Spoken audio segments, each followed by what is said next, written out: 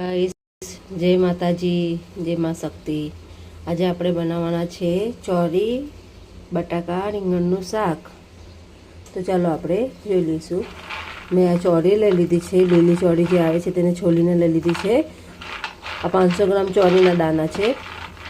2 રીંગણ લઈ લીધા છે, 5 બટાકા લઈ લીધા છે, 2 ટામેટા, 1 લસણની કળી, આદુ મરચાં। ચાલો તો આપણે શરૂ કરીએ। મેં એ બધું આ સાફ કરી લીધું છે। હવે આપણે એને કટ કરી લઈશું।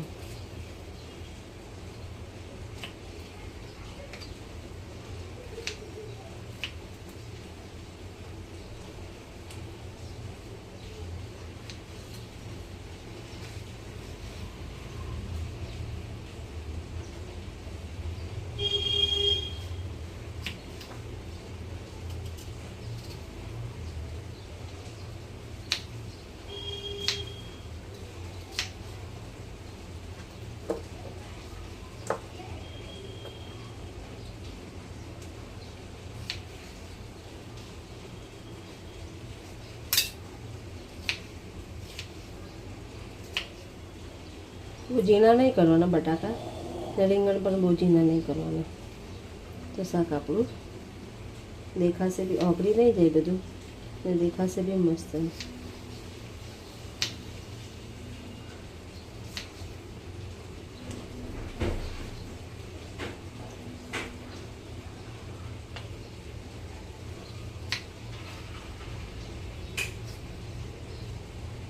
જોઈ શકો છો આપણા બટાકા કટ થઈ ગયા છે।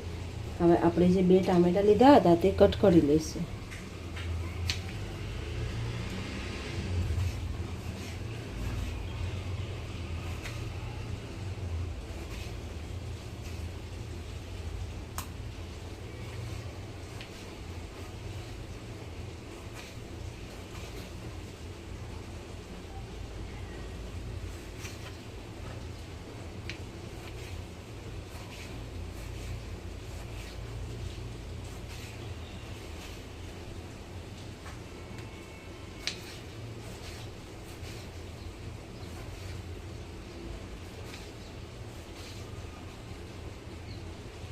હવે આપણો જે આ મસાલો છે તેને આપણે મિક્સી ગ્રાઇન્ડરમાં પીસી લઈશું।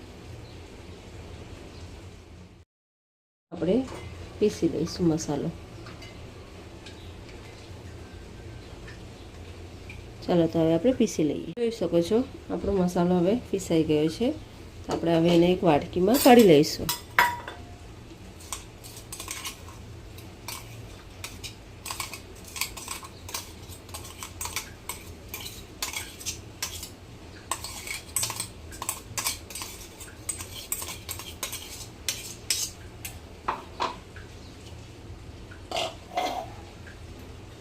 ચાલો તો આપણે શરૂ કરીએ।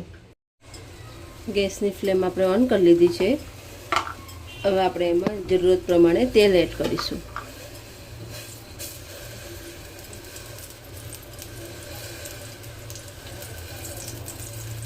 ત્રણથી 4 ચમચા જેટલું તેલ એડ કરી લીધું છે।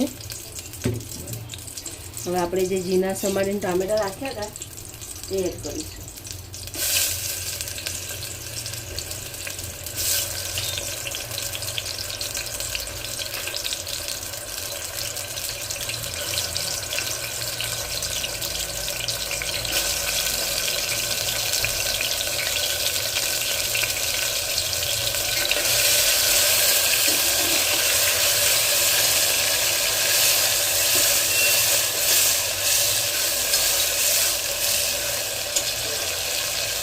હવે ટામેટાને થોડી વાર ચડવા દઈશું।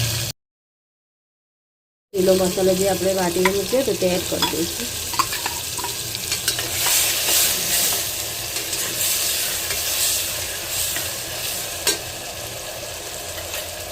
હવે એમાં આપણે સૂકા મસાલા એડ કરી દઈશું।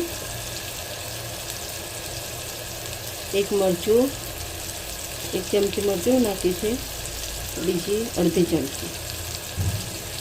ચમચી હળદર લઈ લીધી છે,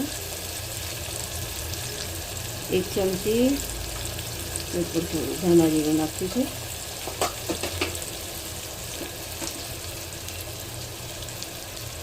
નાની ચમચી એક ભરીને મરી પાવડર, મીઠું સ્વાદ પ્રમાણે નાખીશું, એક ચમચી ભરીને લીધી છે.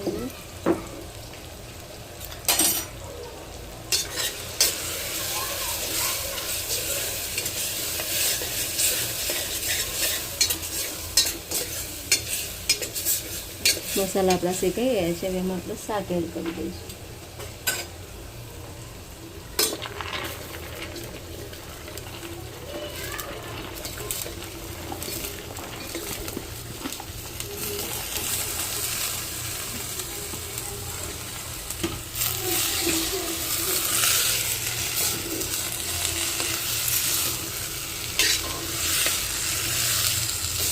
શાકમાં બધો મસાલો ભરી જાય ત્યાં સુધી એને હલાવવાનો.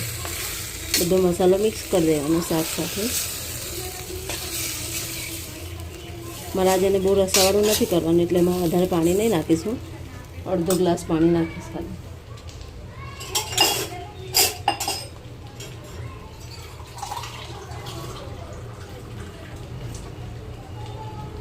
આ અડધો ગ્લાસ પાણી નાખી દઈશ.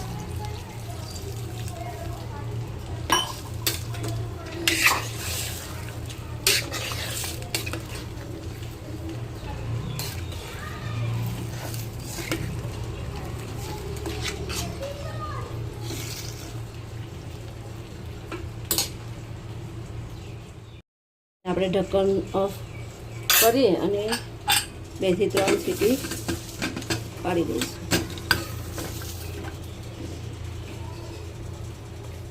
સીધો છે. આપણે શાક ચેક કરી લઈશું.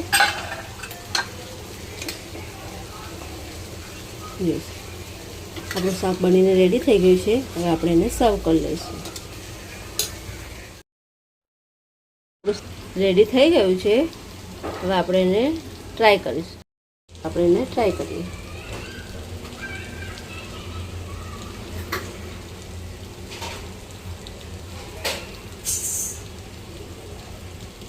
થોડું ગરમ છે. હજુ હમણાં જ બનાવીએ છે ને. જો તમને આ રેસીપી ગમી હોય તો એને ટ્રાય કરજો, લાઈક કરજો, શેર કરજો અને સબસ્ક્રાઈબ કરજો. ને મળશું હવે આપણે નેક્સ્ટ વિડીયોમાં. ત્યાં સુધી જય માતાજી.